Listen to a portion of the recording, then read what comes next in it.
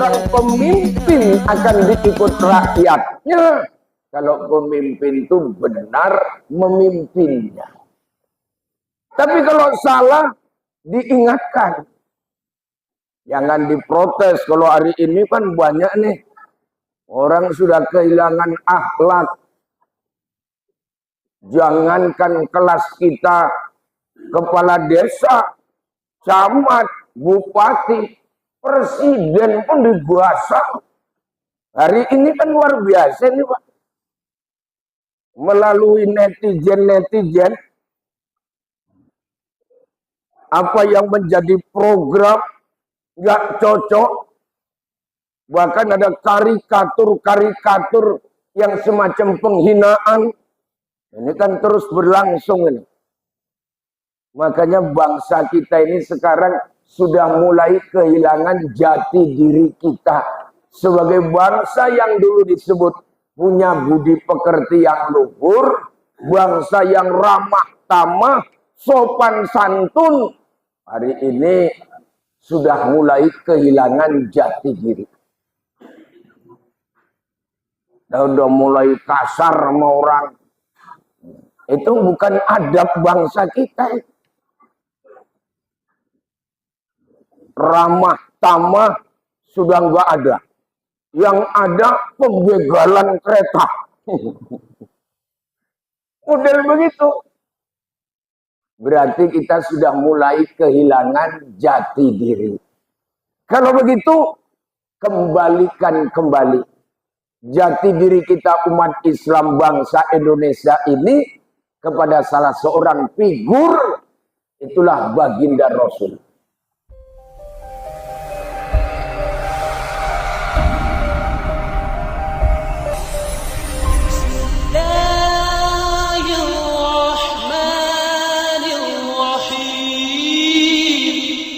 Assalamualaikum warahmatullahi wabarakatuh.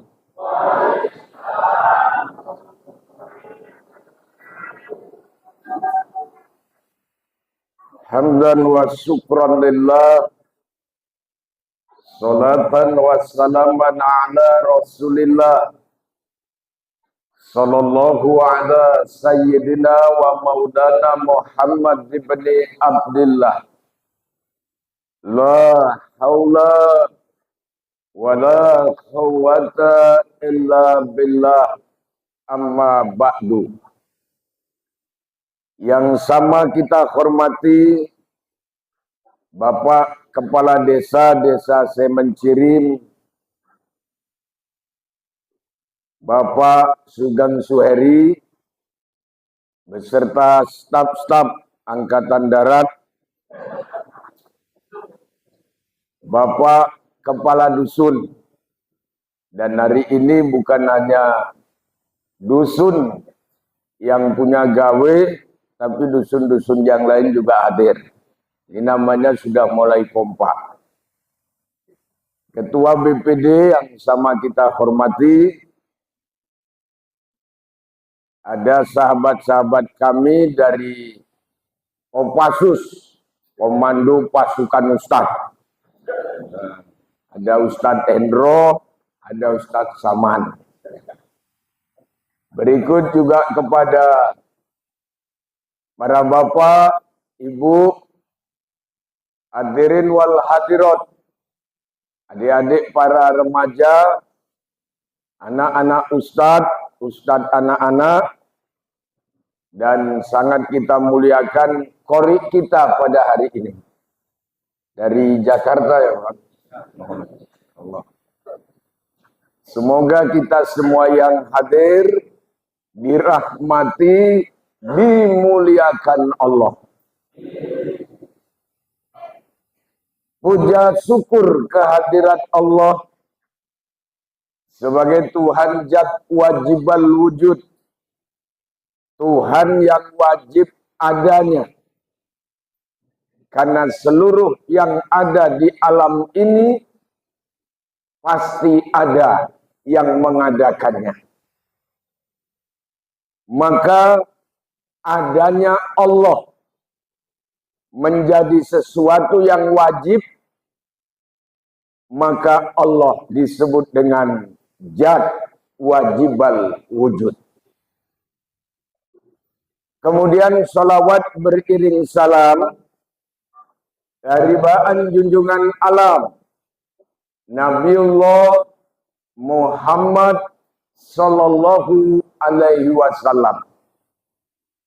Jumlah nabi dan rasul ada 124.000. Lalu setelah disaring lagi menjadi 313. Dari 313 diperkecil lagi menjadi 25 nabi dan rasul. Dari yang 25 disaring lagi menjadi 5. Itulah nabi dan rasul ulul ajmi. Dari yang 5 ini disaring lagi menjadi 1. Itulah baginda Rasulullah Muhammad sallallahu alaihi wasallam. Makanya ada ungkapan Allah kepada Nabi kita, seandainya tidak karena engkau ya Muhammad, maka tidak akan pernah aku ciptakan semesta alam ini. Jadi kita ini diciptakan karena beliau lah. Karena mulianya Rasulullah. Walaupun dalam perspektif tasawuf ini disebut dengan istilah Nur Muhammad. Nah, oleh karenanya Bapak Ibu yang dimuliakan Allah, kalau Ustadz Saman tadi kemarin kita menyampaikan kalimat sakti la ilaha illallah, rupanya ada sambungannya. Muhammadur Rasulullah. Kalau kemarin kalimat sakti, ini kita akan membicarakan orang yang paling sakti. Bisa juga nanti kita ambil ilmunya ini Pak, supaya kita juga menjadi orang yang sakti. Ada nanti beberapa tanah kebun yang harus kita kuasai. Nah, hadirin, Rasulullah yang dilahirkan di kota Makkah 12 Rabiul Awal, tahunnya tahun gajah. Nama bapaknya Abdullah bin Abdul Muttalib, nama ibunya Siti Aminah binti Wahab.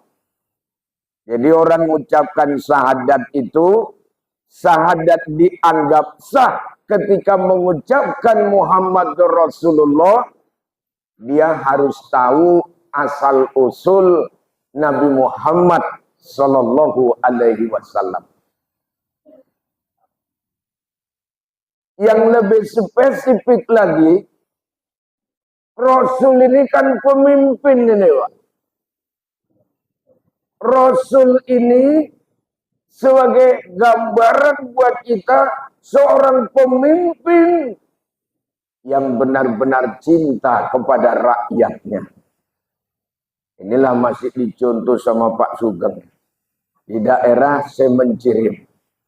Bagaimana pemimpin yang cinta kepada rakyatnya. 2029 naik. Saya rekomendasi.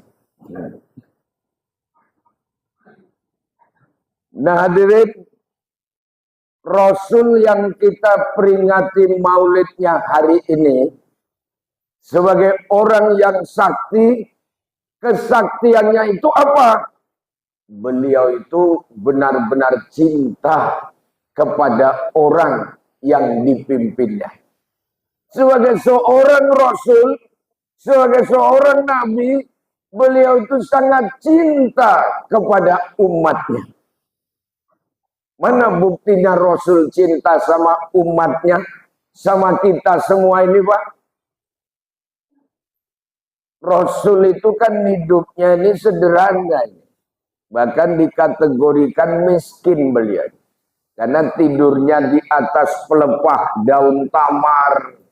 Sarapan paginya seteguk air jam-jam, sebiji korma.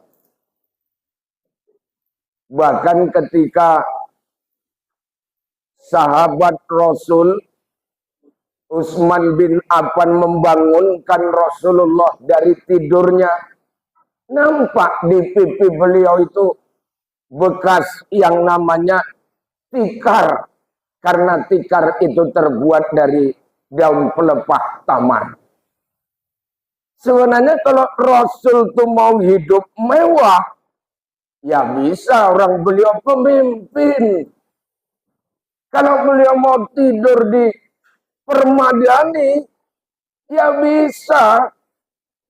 Mau gaya hidup yang serba wah, Rasul itu yang mampu.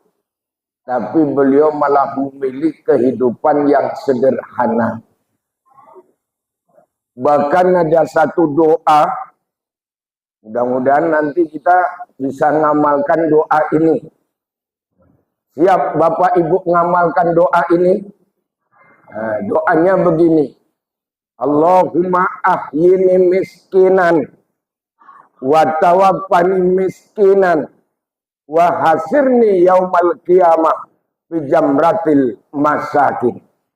Ya Allah, hidupkan saya dalam keadaan miskin, matikan saya dalam keadaan miskin, dan kumpulkan saya nanti di akhirat beserta orang-orang miskin. Ini doa Nabi. Mau ibu ngamalkan?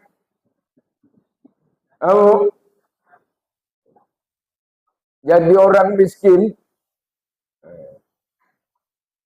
Makanya di Indonesia ini cuma satu orang yang ngamalkan doa ini. Siapa dia? Hamdan ATT. Orang termiskin di dunia. Karena jangankan gedung, gubuk pun aku tak punya. Jangankan permata, intan pun aku tiada. Itulah diriku, ku katakan padamu, agar engkau tahu siapa aku. Riwayat Hamdan ATT. Nah.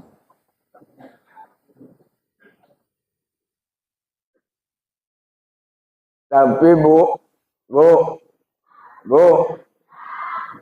kesederhanaan sebagai seorang pemimpin yang gaya hidupnya tidak begitu mewah. Inilah Rasulullah. Bahkan ditiru oleh Khalifah Umar bin Abdul Aziz. Ketika beliau jadi presiden, ada orang datang, termasuk kawannya. Waktu itu ditanya, yang mau kita bicarakan ini apa? Apakah memang urusan negara, atau memang cuma kita cerita-cerita sebagai kawan? Kata yang datang, cerita-cerita sebagai kawan. Langsung dimatiin tuh lampunya. Kenapa? Ini fasilitas negara. Hanya boleh jika kita pakai untuk membicarakan negara. Tapi kalau bicara pribadi, nggak boleh kita mempergunakan sarana yang memang dibiayai oleh negara. Ini Umar bin Abdul Aziz. Masih dekat sama Ngatman Aziz.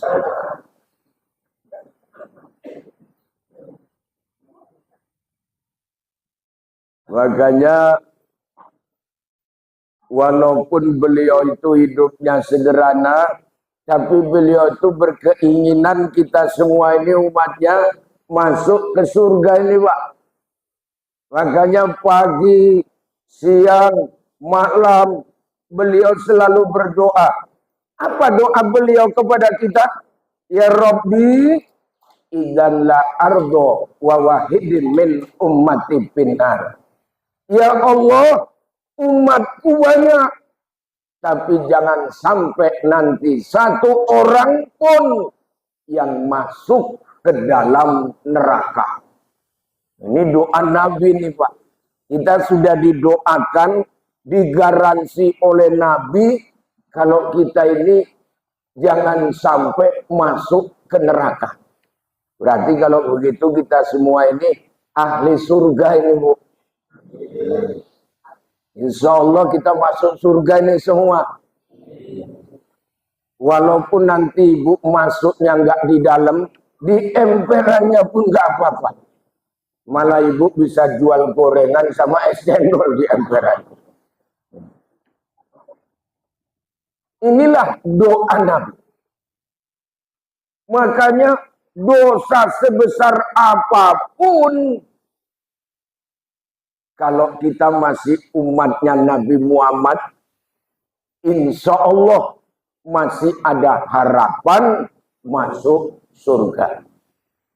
Kecuali kita melakukan dosa yang dimana kita jangankan masuk, nyium baunya surga aja nggak pernah. Dosa apa itu? Menserikatkan Allah. Allah nggak mau diduakan. Lain ibu mungkin mau diduakan. Mungkin ya Bu. Tapi kalau Allah nggak mau diduakan. Itu makanya dalam ilmu tauhid, bila kita ini mengenal Allah, disebutlah kita sebagai orang yang makrifat. Tapi orang yang makrifat dari segi keilmuan, bukan dari segi masuknya ke rasa. Tapi itu sudah dianggap sah bila dia itu kenal Allah. Cara kenal Allah Bu, di ilmu tauhid 3 ini. 1, iktikad jazam. Memiliki keyakinan yang putus, kita tidak akan pernah menuhankan Tuhan yang lain kecuali Allah. Ini dipaku mati nih Pak. Supaya kita tidak jatuh ke lembah kemusyrikan. Yang kedua, muwafaqat pada yang hak. Tuhan yang kita maksud itu Tuhan yang sesuai dengan kebenaran. Tuhan yang mana? Tuhan yang qul huwallahu ahad. Itu makanya kalau kita sholat tasawuf awal, tasawuf akhir, pasti kita ada nunjuk. Cuma di mana letak nunjuknya? Makanya orang yang sudah belajar kitab Sabilal Muhtadin belum yang belajar pasti beda. Biasanya kan kalau orang mau nunjuk itu tangannya begini Pak. Tapi kalau dalam kitab Sabilal itu sunnah hukumnya sebelum menunjuk sudah dipersiapkan. Jadi waktu kita atahiyatul sudah begini, tapi ini turun ke bawah. Kapan ini naik? Begitu kita mengucapkan asyhadu alla ilaha, waktu ilah itulah naik saksi bahwa tidak ada Tuhan yang kusembah kecuali Allah. Tuhan yang mana? Secara perbuatan itu kita nunjuk satu. Maksudnya Tuhan yang satu inilah Tuhanku. Itu maknanya. Makanya nggak ada orang sholat waktu nunjuk asyhadu alla ilaha illallah.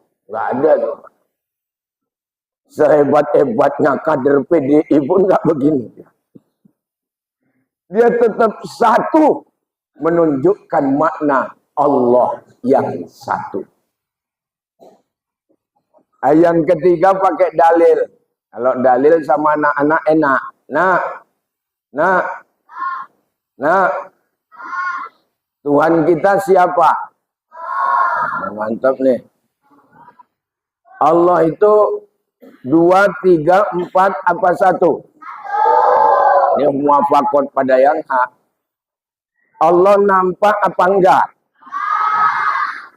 Tapi kamu yakin kalau Allah itu ada? Mana buktinya adanya Allah? Adanya langit dan bumi. Nah, karena langit bumi ciptaan Allah.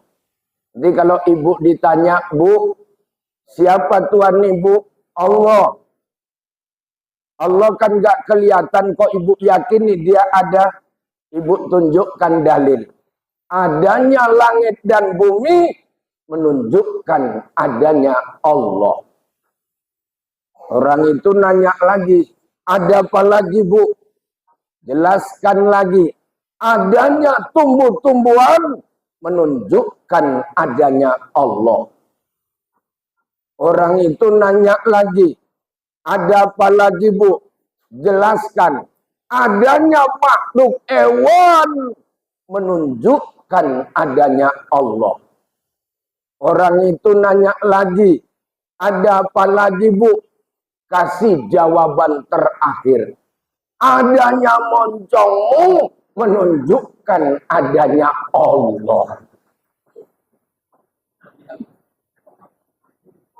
Insya Allah yang nanya diam. Inilah tauhid. Dan kaitannya dengan Nabi kita sebagai orang sakti, beliau itulah pembawa tauhid. Yang kedua, Rasul itu waktu mau pulang ke hadirat Allah, siapa yang dipanggil-panggil? Ya cuman kita ini Pak. Banyak raja-raja, bahkan pemimpin-pemimpin di negara, yang bila dia mati, dia tidak pernah ingat kepada rakyatnya. Rasul begitu mau meninggal dunia yang dipanggil kita. Makanya ada ungkapan kalau Rasul mau meninggal ya enggak la ilaha illallah. Orang tauhidnya memang sudah mapan. Kalau kita mau meninggal la ilaha illallah. Sesuai hadis kemarin rawinya Abu Daud, mangkana akhiru kalamihi la ilaha illallah dakhalal jannah. Siapa yang menutup hidupnya dengan la ilaha illallah dijamin masuk surga.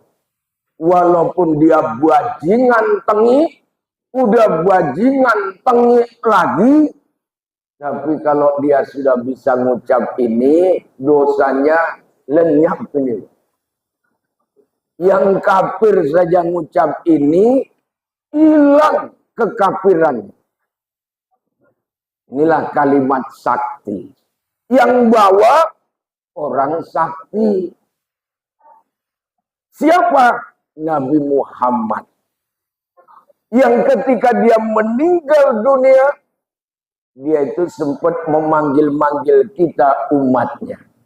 Makanya betul kalau beliau itu memiliki satu kepribadian yang jadi contoh di mana kepribadian beliau itu sangat lengkap dalam kehidupan.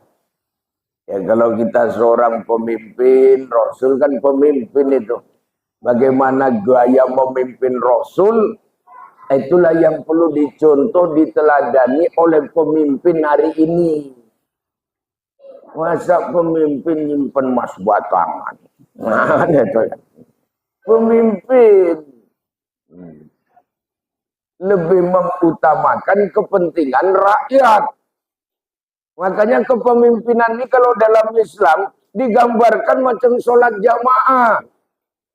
Sholat jamaah yang kita lakukan ini Pak, ini lambang negara ini. Tengok sholat jamaah.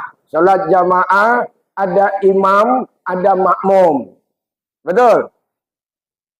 Makmum akan terus ikut kepada imamnya kalau imamnya benar mimpin sholatnya. Artinya seorang pemimpin akan diikut rakyatnya kalau pemimpin itu benar memimpinnya. Tapi kalau salah, diingatkan.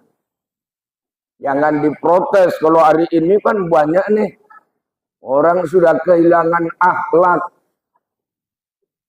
Jangankan kelas kita, kepala desa, camat, bupati, presiden pun diguasa. Hari ini kan luar biasa nih Pak. Melalui netizen, apa yang menjadi program nggak cocok. Bahkan ada karikatur-karikatur yang semacam penghinaan. Ini kan terus berlangsung ini. Makanya bangsa kita ini sekarang sudah mulai kehilangan jati diri kita.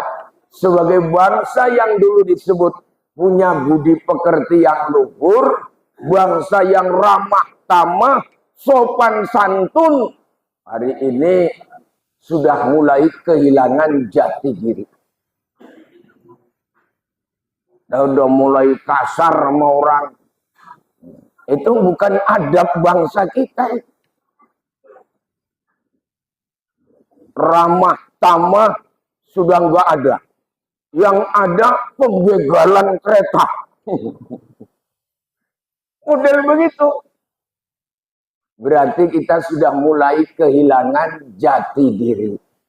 Kalau begitu, kembalikan kembali jati diri kita umat Islam bangsa Indonesia ini kepada salah seorang figur, itulah baginda Rasul. Kayaknya kalau yang sholat di belakang imam, ini kan nggak makmum sembarangan ini Pak. Harus yang ngerti dan paham yang sholat di belakang imam. Kalau di pemerintahan, anggota DPR, sholat pas di belakang bupati atau di belakang wali kota. Kenapa? Karena kalau salah, dia yang negur. Tugas yang di belakang imam nih, kalau imam salah, tegur.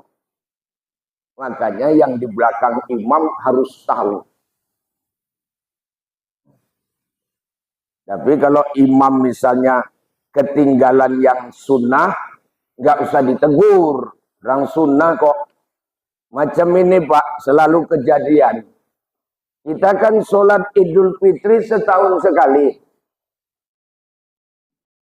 Kadang-kadang kan sholat Idul Fitri itu, karena setahun sekali kan diingatkan. Pertama, 7 kali takbir. Kedua, 5 kali takbir. Tapi namanya imam tuh juga manusia. Yang dia punya kampung. Rencana setelah sholat Idul Fitri mau pulang kampung.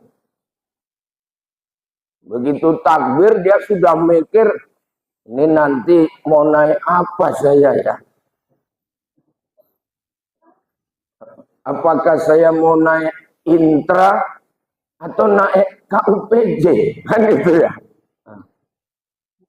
Terakhir lupa. Begitu takbir langsung tembak Fatihah. Nah, karena nggak ada takbir 7 kali, yang di belakang langsung ngomong Subhanallah. Padahal yang tertinggal tuh sunat. Sunat ini ada 3 Pak. 1 sunat masal. Bukan, itu nggak masuk. Yang pertama, istilah sunat itu ada 2. Ada sunat hayat dan ada sunat abaat. Kalau sunat hayat tertinggal dalam sholat, lolos. Tapi kalau sholat sunat abaat, kata Imam Syafi'i, diganti dengan sujud sahwi. Kalaupun kita banyak bayam, nggak boleh diganti dengan sujud bayam. Dia tempat sujud sahwi. Misalnya, Bu, biasa di masjid ini pakai kunut. Imam lupa kunut, ganti sujud sahwi. Tapi kalau memang sholatnya nggak pakai kunut, ya nggak usah pakai sujud sahwi. Tergantung.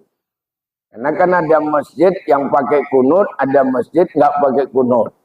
Kalau di Makkah, di Masjidil Haram, Masjid Nabawi nggak pakai kunut.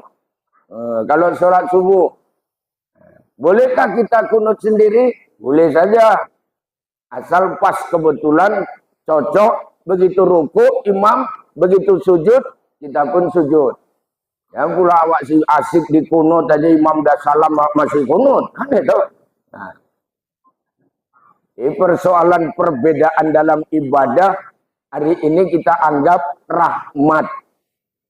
Rahmat, bukan laknat. Yang menjadi laknat itu kalau yang bertengkar nggak tahu ilmu, ujungnya laknat. Tapi kalau yang tahu ilmu jadi rahmat. Luas rupanya Islam ini. Macam ini Bu. Kan ada ibu kesenggol suami. Kan ada yang batal wudhu. Dan ada yang nggak batal wudhu. Kan itu. Yang batal wudhu, itulah mazhabnya Imam Syafi'i. Karena makna kalimat aula mastumun nisa, itu yang dimaksud bersentuh perempuan, kulit sama kulit. Kalau mazhab Hanafi, yang dimaksud bersentuh bukan kulit dalam kulit, tapi ketika seorang istri bersetubuh dengan suaminya ya, bukan suami orang. Nah ini, hukumnya batal wudhu. Kan sudah beda pendapat ini. Makanya saya pun, kalaupun saya pendapatnya lebih ke Imam Syafi'i, kalau ditanya, saya lebih mengarah Bapak Ibu paham yang mana. Ya harus kita paksakan paham kita. Karena perbedaan pendapat. Macam kemarin ibu-ibu di Johor kan nanya, Ustadz, kalau saya sudah wudhu kesenggol suami saya, batal apa enggak? Saya kembalikan, ibu pahamnya apa? Saya Syafi'i Pak. Kalau Syafi'i batal. Malah dia nanya, kalau kesenggol suami orang Pak? Terakhir tak jawab, bukan hanya batal, gatal. Orang suami orang kok disenggol. Ini perbedaan. Nah Rasulullah bahwa agama itu penuh dengan istilah rahmat. Makanya beliau ketika meninggal dunia, yang dipanggil kita ummati, ummati. Bahkan ada pesan spesifik itu solati. Maksudnya umat Islam ini jangan tinggalin solat. Karena solat ini ibadah yang beda dengan ibadah yang lain. Perintah zakat untuk orang kaya itu Bu. Yang miskin nggak usah zakat, mau zakat pakai apa? Perintah puasa untuk yang sehat. Kalau sakit Pak, nggak usah puasa. Tapi kalau perintah sholat, nggak pandang kaya, nggak pandang miskin, nggak pandang sehat, nggak pandang sakit. Macam manapun, sholat harus ditegakkan. Bahkan ada hukum rukhsah keringanan, nggak bisa berdiri Pak, boleh duduk. Duduk pun payah Pak, berbaring pun sulit Pak. Sholat pakai pejam mata saja, pejam mata pun payah Pak. Umumkan ba'da subuh. Berarti dia sudah meninggal dunia. Kan begitu? Inilah makna sholat. Makanya Bu, sahabat nanya, bukan sahabat, di kitab Tambihul Qafilin, Orang kafir nanya sama Rasul. Ya Rasul, apaan? Apa keistimewaan sholat 5 waktu? Rasul bilang, sholat zuhur dikerjakan pas api neraka jahanam menyala. Siapa yang sholat zuhur, maka dia nggak masuk neraka jahanam. Memang waktu zuhur panas nih Pak. Sebelum zuhur aja udah panas. Hah? Udah jam 1 ya. Jam 1 pantas panas.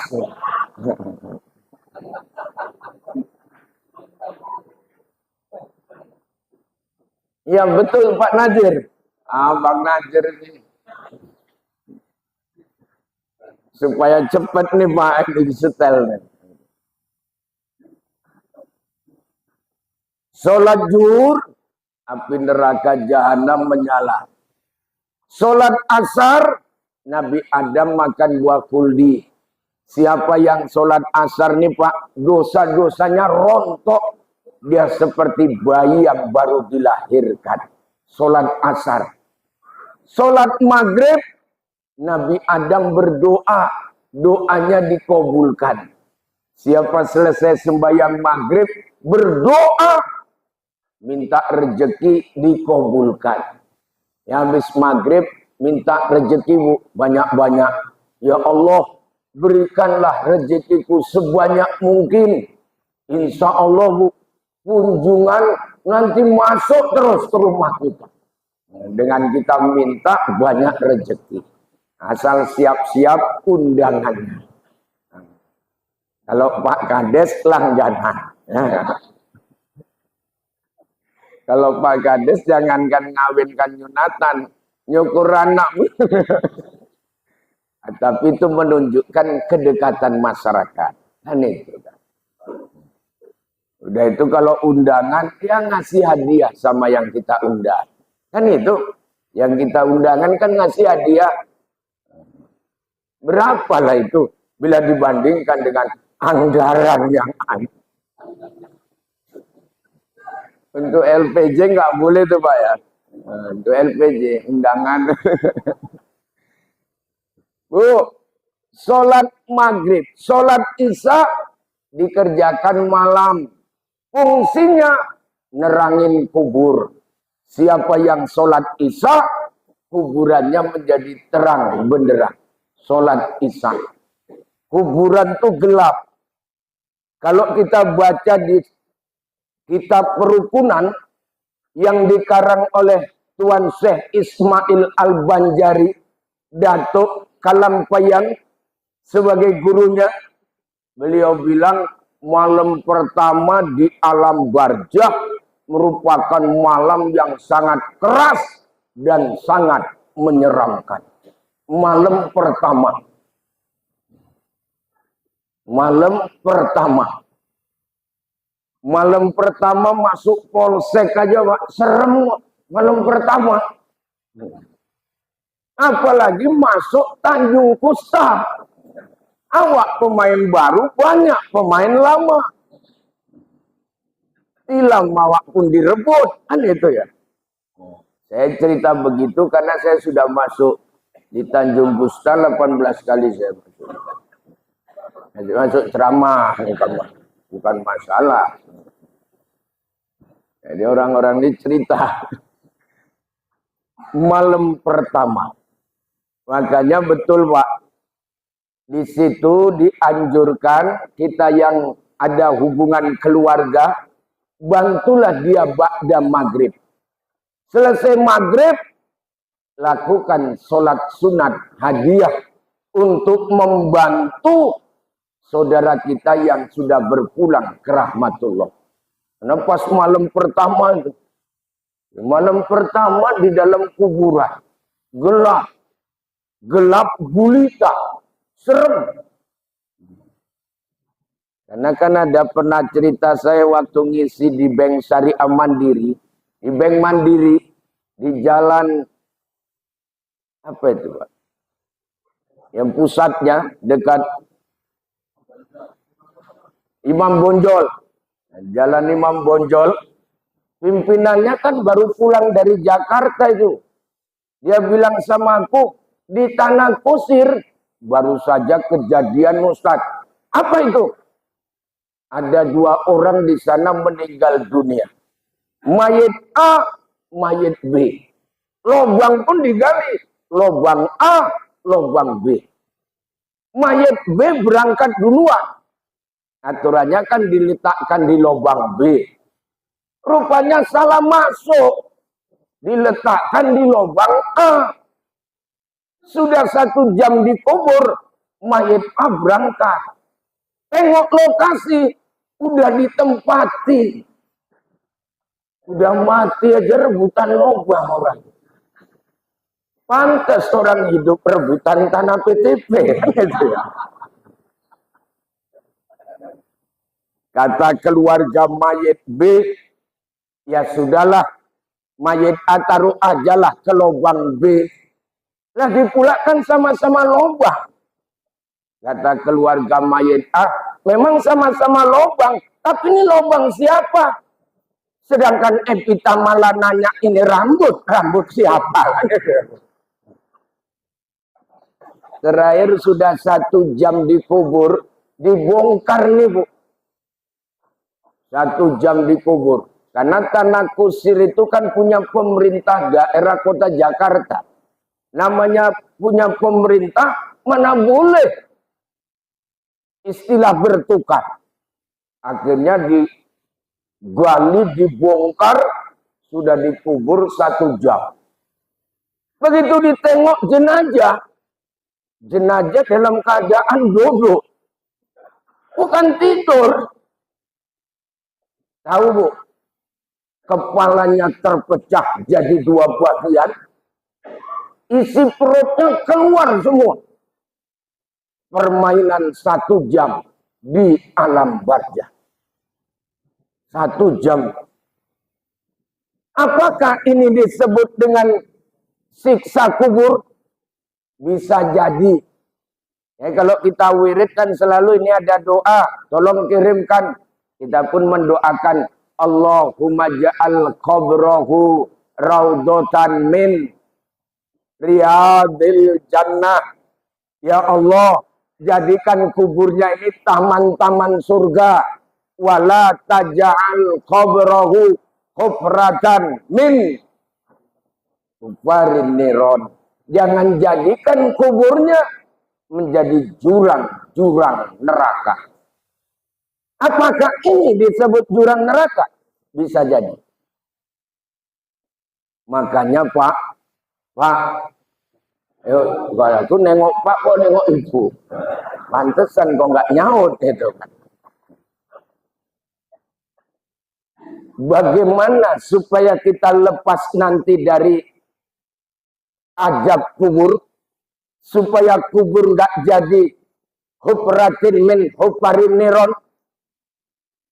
Rupanya di kitab Sabilal Muhtadin, Tuan Arsad Al-Banjari ngasih bimbingan sama kita.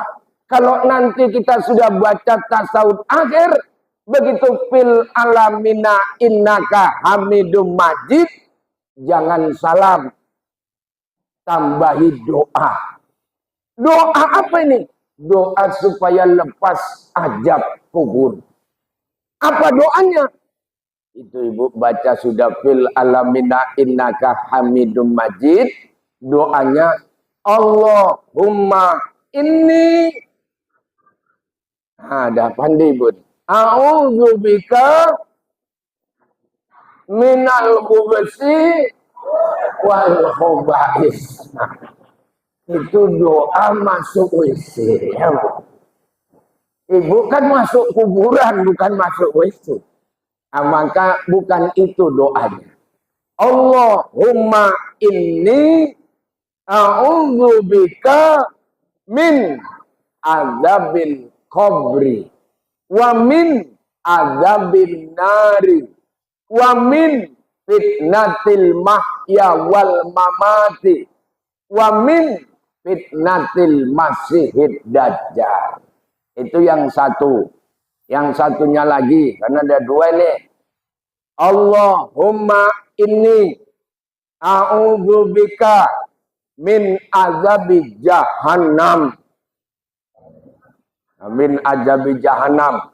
Walaupun kita pas sholat berjamaah nengok sebelah pala, nggak usah ditengok waktu ngomong jahanam itu ya Bu.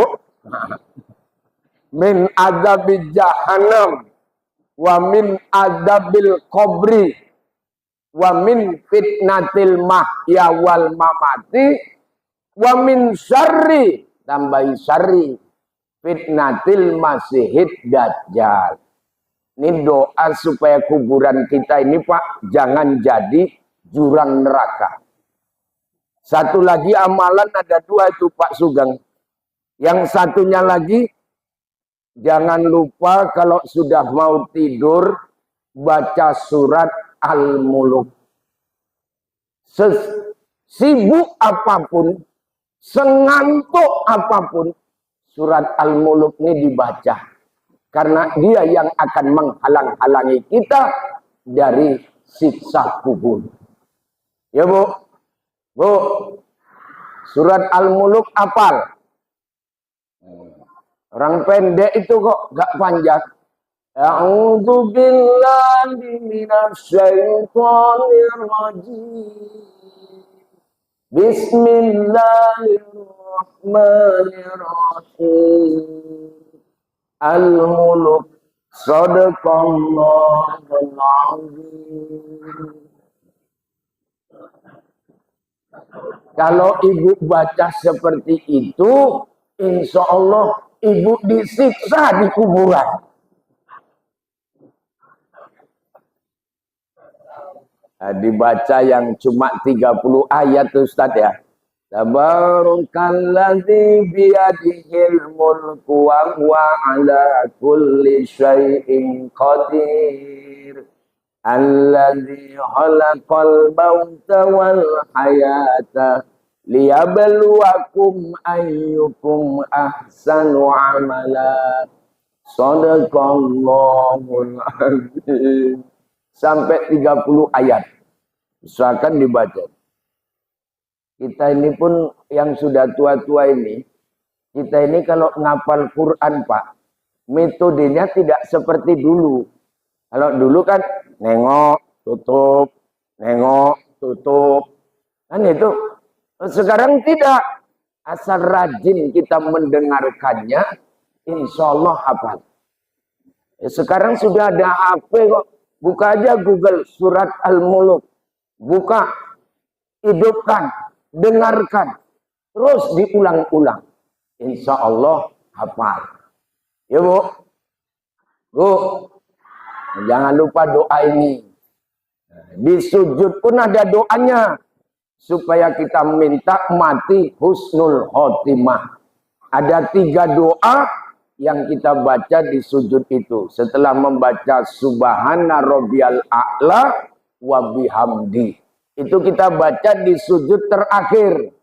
Allahumma inni as'aluka bihusnil khotimah. Allahumma rjukni taubatan nasuha qoblal maut.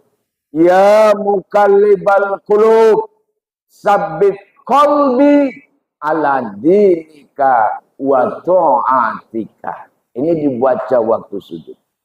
Kalau kita berjamaah Pak, sujud terakhir kok lama ini. Imamnya rupanya baca ini. Ada juga yang udah dibaca kok nggak bangkit-bangkit ini. Nggak sabar ngintip.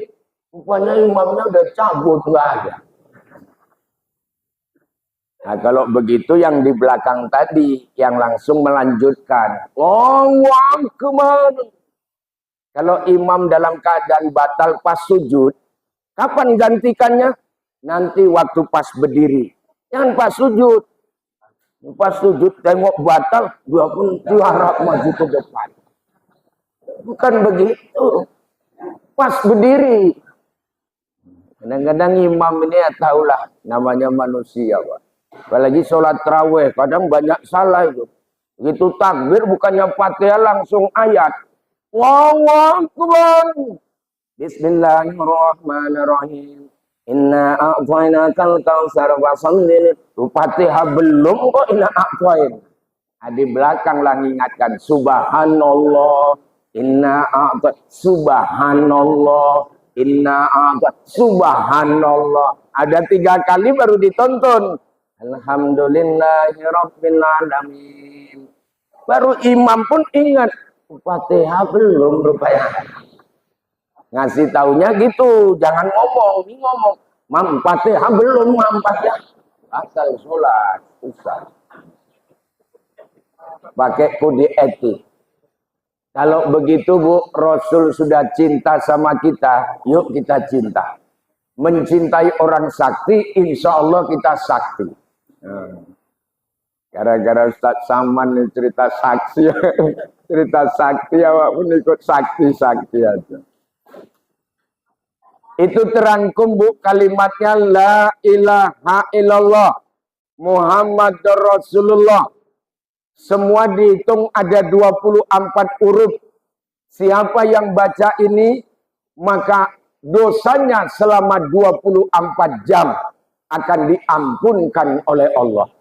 La ilaha illallah Muhammadur Rasulullah. Ada berapa isi la ilaha illallah Muhammadur Rasulullah? Ada 50. La ilaha illallah isinya 41. Muhammadur Rasulullah isinya 9. Maka 41 tambah 9 jumlah 50. Ini isi la ilaha illallah Muhammadur Rasulullah. Kalau begitu yuk kita cintai Rasul. Bagaimana cara mencintai Rasul? Pertama, seringlah bersolawat kepada dia. Allahumma sholli ala Sayyidina Muhammad wa ala ali Sayyidina Muhammad. Solawat yang asli dari Rasulullah. Solawat ini kan banyak nih Pak. Yang asli dari Rasulullah itu ya Allahumma sholli ala Muhammad wa ala ali Muhammad. Itu yang asli. Makanya ada teman-teman kita yang berselawat nggak pakai Sayyidina. Karena dia ngambil aslinya. Cuma kata ulama-ulama kita, janganlah nyebut nama Nabi Muhammad saja. Pakai adab lah, gitulah bahasa. Macam ibu, janganlah manggil suami itu nama saja. Ya Bu, panggillah nama kebesarannya. Nah, misalnya dipanggil Dek, iya Bang. Bang itu menghormati suami. Dek, iya sayang. Panggilan sayang. Ada juga yang kita sudah tua-tua kakek-kakek manggil istrinya bukan nama, bukan apa. Sayang. Manggil. Itu nenek. Oh, wahai sayangku. Nenek dipanggil sayang. Walaupun sudah tua. Jadi cucu-cucunya pun menganggap ini kakek nenek ini keluarga yang sakinah, mawaddah, warohmah. Sudah tua pun manggil sayang. Supaya dikumpulkanlah anak-anaknya. Apa resepnya menjadi keluarga yang sakinah, mawaddah, warohmah? Begitu ditanya kakeknya, kenapa kakek manggil nenek kok sayang? Supaya kakeknya ngomong, lupa aku nama nenekmu, astagfirullah. Orang udah dikumpulkan semua. Banyak lupa nama. Yang asli itu selawat. Tapi karena kurang adab nanti kita ditambahi Sayyidina.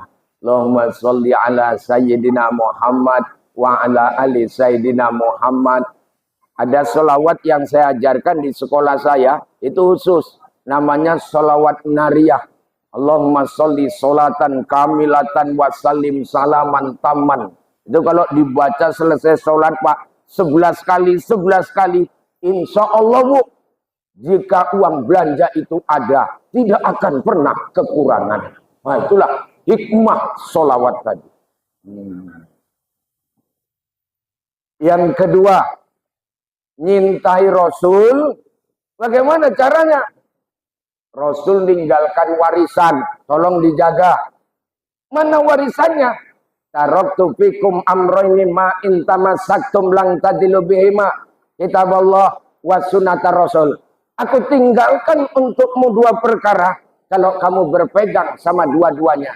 tidak pernah sesat selama-lamanya. Apa itu? Quran, hadis. Quran ini warisan Rasul. Kalau bisa Bu, dibaca. Habis dibaca, didengerin. Habis itu dikoreksin. Habis itu diamalin. Wih, anak-anak, udah pandai baca Quran. Warisan Rasul nih, udah pandai baca Quran. Udah ya. Baca Quran ini pakai metode macam-macam nih Pak. Nah, kalau sekarang udah metode Iqra lebih mudah. Jangan sampai nggak pandai baca Quran ya. Malu kita sama siapa Ustaz? Binatang kodok. Tengok kodok kalau musim hujan pada ngaji. Ada yang khusus baca huruf ain. Ain. Ain. Ada yang khusus baca huruf o. O.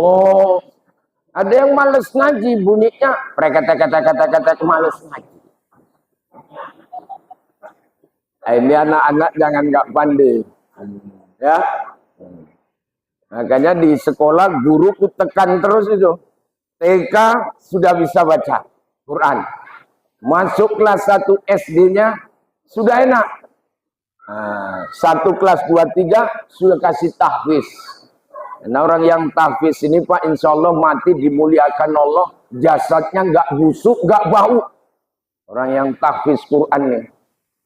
Macam ibu, apalnya Pak, kulhu aja diulang-ulang. Jasad ibu nggak busuk, nggak bau. Bukan istilah orang tahfiz itu yang hafal 30 juz, macam mana anak di pesantren, yang enggak. Kita sendiri, walaupun kulhu cuma yang ngapal, itu sudah dianggap tahfizul Quran. Ibu belanja sambil baca kulhu, itu namanya Quran berjalan. Oh, tengok Quran sedang berjalan tuh. Berapa tomat Kak? Kulhu Allahu ahad, Allahu somad. Lam yalid, nanya tomat saya pakai kulhu. Nah, ini ya Bu. Ini anak-anak ini kalau bisa Bu, dekatkan dengan Quran. Masukkan ke pesantren. Kalau biayanya besar, masukkan ngaji-ngaji sore. Li Serdang kan sedang main ini Bang. Gerakan mengaji. Gerakan maghrib mengaji. Ketuanya Irul. Sekjen NU. Semalam sudah mui untuk di Li Serdang. Ustadz ditunjuk jadi ketua. Aku nggak mau tunjuk jadi ketua. Ketua MUI, udah jadi ketua apa ya, nggak bisa bercewek lagi. Jadi begitulah model-model bahwa tatanannya itu memberikan makna tersendiri. Enggak, ini ada yang tidur jadi bangunkan. Ada yang tidur dibangun. Jadi hadirin yang dimuliakan Allah, yuk cinta Rasulullah. Cintailah orang sakti. Mudah-mudahan kita juga jadi sakti. Insya Allah. Apalagi di akhirat nanti Pak, dihisab tuh Rasul nunggu itu. Di mizan Rasul nunggu. Karena kita ditimbang amal nih. Siapa yang kekurangan amal, Rasul pun akan menolong, membantu dengan syafaatnya. Maka siapa yang dapat syafaat? Yang rajin-rajin baca sholawat Nabi. Macam kita, macam saya ini Pak, dari Tembung kemari. Dan sendiri nih, nggak ada kawan, nggak ada ngobrol, ya selawatan. Allahumma sholli ala Sayyidina Muhammad wa ala ali Sayyidina Muhammad. Sampai sini, ku hitung, dapat juga 1000. 1000 dapat selawat. Allahumma sholli ala Sayyidina Muhammad wa ala ali Sayyidina. Dari Tembung kemari, 1000 dapat. Itu nggak nabrak. Kalau nabrak lebih dari 1000. Karena berhenti di situ kan. Sambil selawat lagi. Jadi rajin-rajin kita selawat Nabi. Mudah-mudahan kita termasuk orang yang mencintai Rasulullah. Oke, thank you very much. Sudah jam 1 lewat, hampir setengah 2. Nah, mudah-mudahan bermakna. Di mana-mana masjid Bu, jamnya terlambat. Ini di sini kecepatan. Lain ini Pak. Pak siapa ini? Pak siapa Pak Sugeng? Najir kita. Pak Mustafa ya? Tiang Jawi ya Pak? Jawi itu Pak? Oh Magelang? Apa? Jawa Tengah. Ini cerak Gunung Tidar itu yang ditanami pacak ke Subakir itu ya kayak kita. Karena ngusir rantu, ngusir dedemit di sana itu pakai pacak dari Kiai Subakir itu. Aduh Melayu kabeh nang Ratu Pantai Selatan tuh termasuk lari ke sana semua. Yang Jawa istilah Jawa. Akhirnya dia tanding dengan Sabda Palon Noyo Genggong selama 40 hari 40 malam. Gak ada yang kalah, gak ada yang menang. Wah, luar biasa. Perjalanan sejarah Jawa. Oke, terima kasih atas segala perhatian. Mohon maaf segala kekurangan. Walaupun kita ini mungkin banyak Jawa, tapi sekarang pantun tuh tren. Jadi kita pantun dulu lah. Berdebur, ombak berdebur. Berdebur di tepi pantai. Bersyukur, kita bersyukur. Acara kita sudah selesai. Buah duku, buah kedondong, buah nanas, buah semangka. Itulah nama buah-buahan yang ada di tempat kita. Terima kasih atas segala kekurangannya. Terima kasih atas segala perhatiannya. Billahi hidayah wa taufiq wallahu muwaffiq ila aqwamit thoriq. Assalamualaikum warahmatullahi wabarakatuh.